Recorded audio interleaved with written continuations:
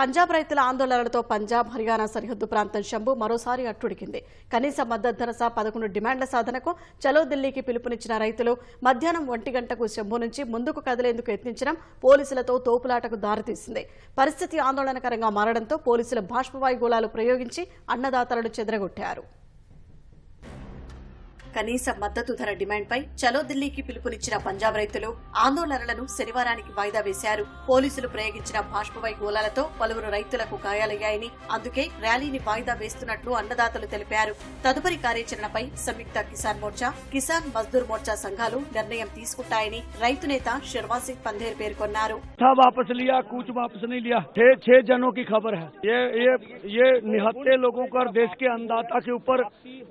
भारत के सरकार का सबसे बड़ा जुल्म है. आगे हम लोग मीटिंग करने के बाद पीसी करेंगे. मेरा अनुरोध है कृपया.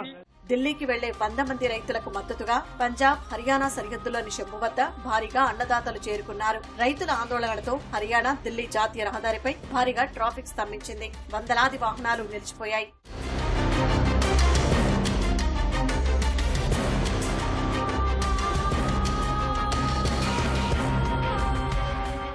మధ్యాహ్నం 1 గంటకు 101 మంది రైతులు శంభు సరిహద్దు నుంచి హర్యానాలోకి ప్రవేశించేందుకు యత్నించారు. పోలీసుల బారికేడ్లను తోసుకుంటూ ముందుకు కదిలారు. ముళ్ల కంచెలను చేతులతో ఎత్తి పక్కకు పడేశారు. రైతు సంఘాల జెండాలు పట్టి కనీస మద్దతు ధర కోసం నినదించారు. పోలీసులు అడ్డుకోవడంతో తోపులాట జరిగింది.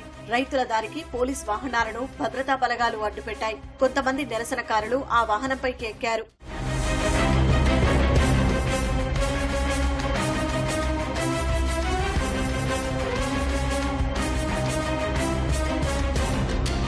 పరిస్థితి తీవ్ర రూపం దాల్చే ప్రమాదం ఉండటంతో పోలీసులు రైతులపైకి బాష్పవాయు గోళాలను ప్రయోగించారు.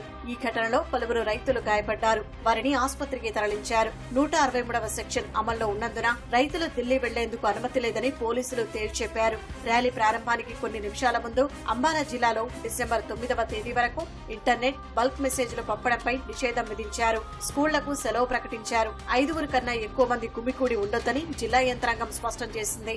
ప్రస్తుతం 44వ నంబర్ జాతీయ రహదారిపై మల్టీ లేయర్ బారికేడ్లు మోహరించారు. డ్రోన్లతో నిఘా కొనసాగుతోంది.